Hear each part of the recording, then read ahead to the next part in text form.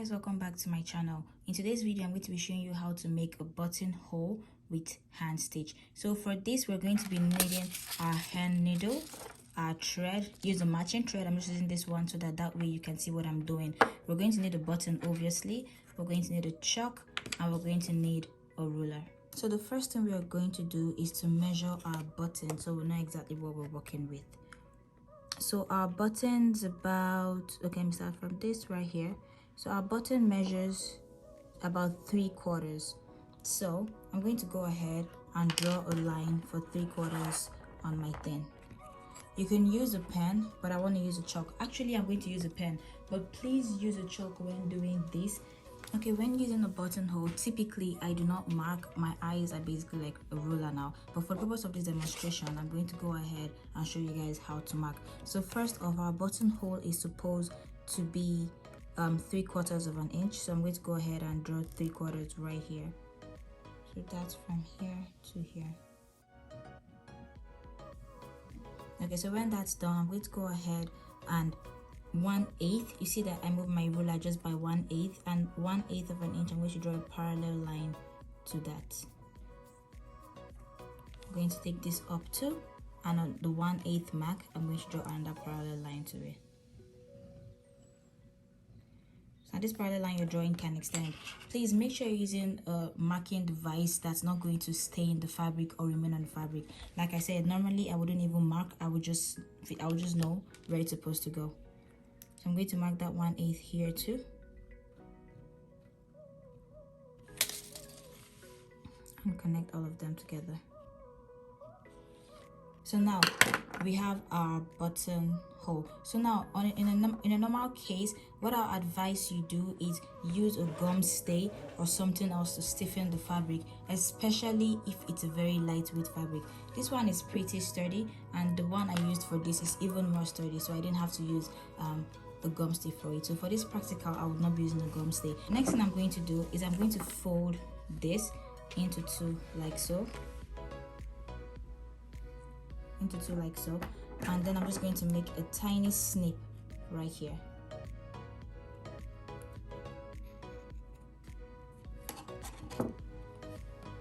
And then I open it up, and then I'm going to cut to where my line is.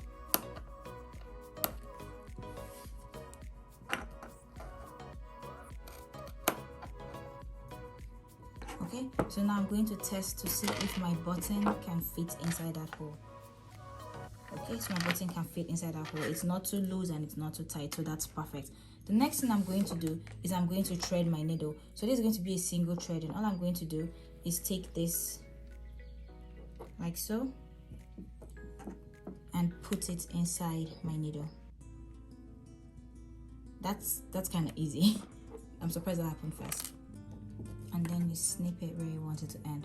So I'm not going to tie a knot on this just yet or at all. So you want to make sure your thread is long enough, but also not too long and not too short, because we'll hate to run out of thread. So now to start this off, what I'm going to do is I'm going to put this inside. So what you can do if all sides are sealed already is you can just put it inside like so. Make sure it's going through just one. And then you bring it out from this line right here, so like so. So that way the thread is inside like this. So you can leave it like that. So what I'm going to do next is put this like this here. Take my needle up, and then put my thread behind the needle like so.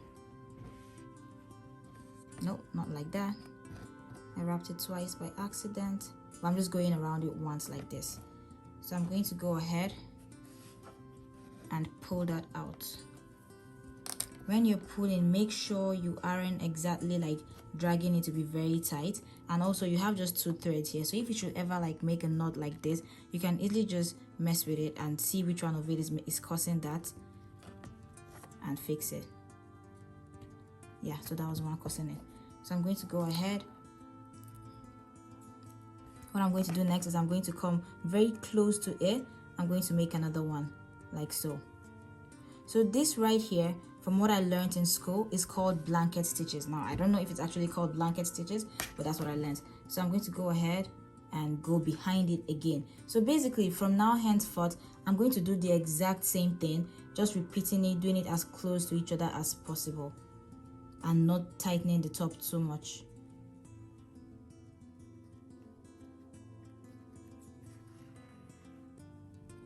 So I'm just going to keep going and do the rest off camera, and when I get to this edge right here, I'm going to come back and so that you guys can see how I make this turn. Okay, so now I've gotten to the edge. What I'm going to do is I'm going to go ahead and start spreading out my stitches so that I can have this round kind of thing that I got with this particular one right here. So go ahead and start spreading it out, making it a little bit bigger and more angled, like so.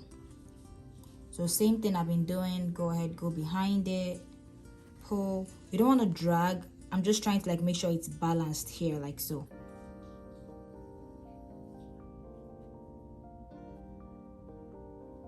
So if you want to be extra, you can go ahead and draw the arc in this box right here. That's if you want to be extra. Or normally I don't even draw the box, so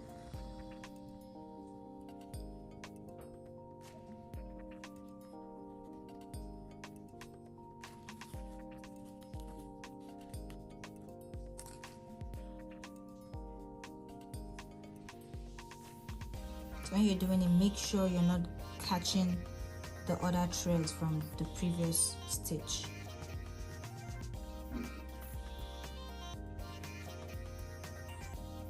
And try to match whatever you've done on this side.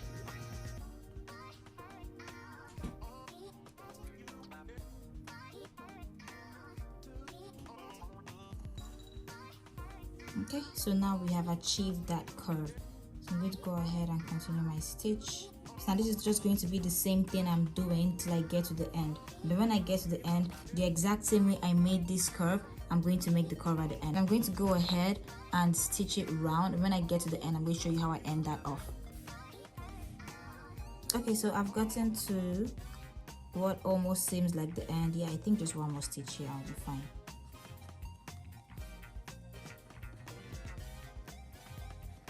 So one more stitch there,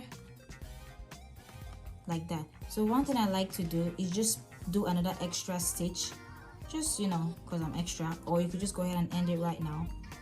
But I like to do an extra stitch like right where that last one was. And this time, instead of going over once, I'm going to go ahead and go over twice. So it's going to go like this, one, and like this, two.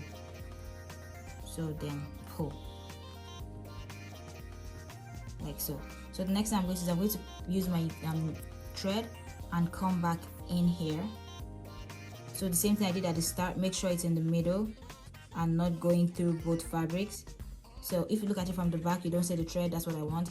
I look at it from the front, I don't see the thread, so that means it's in the middle. Then I'm going to just come out anywhere, somewhere random, preferably very far from this spot right here.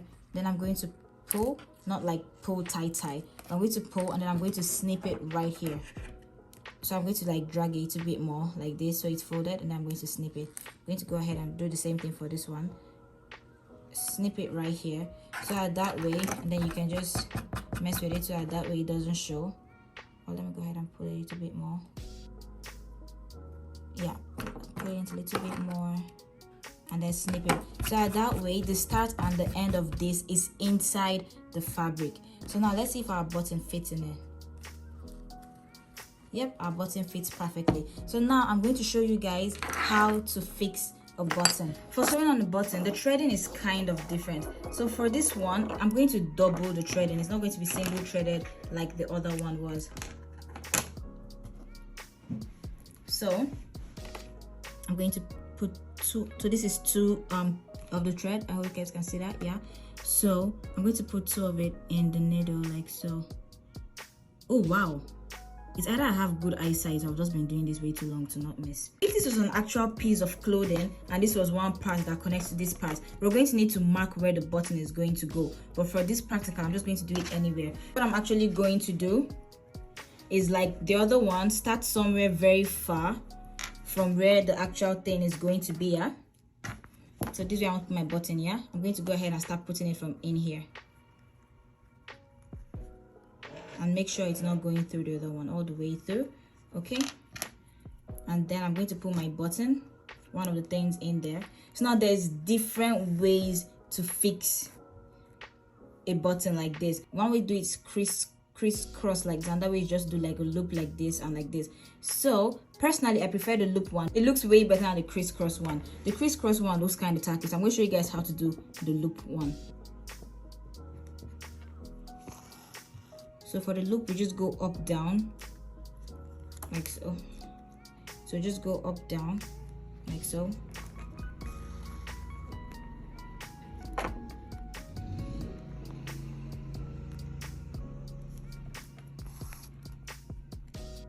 So you do that about 3 times or 4 times, depending on how much you trust your thing to hold. So now I'm going to go to the next one, which is just me basically moving over to this side.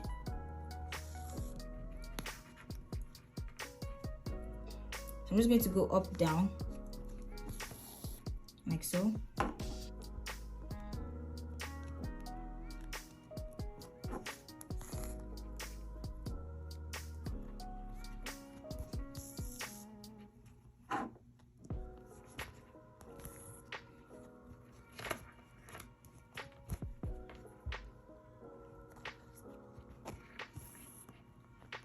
Okay, and that's it. So I'm going to go ahead, and then from the back I'm going to do the same thing. Put the thread inside, take it far away, pull it like so, and then I'm going to cut like this. So that way, wait, let me pull again because it's showing.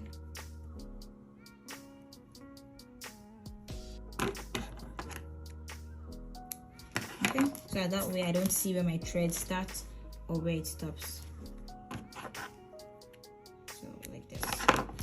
Okay, so this is how you fix a button.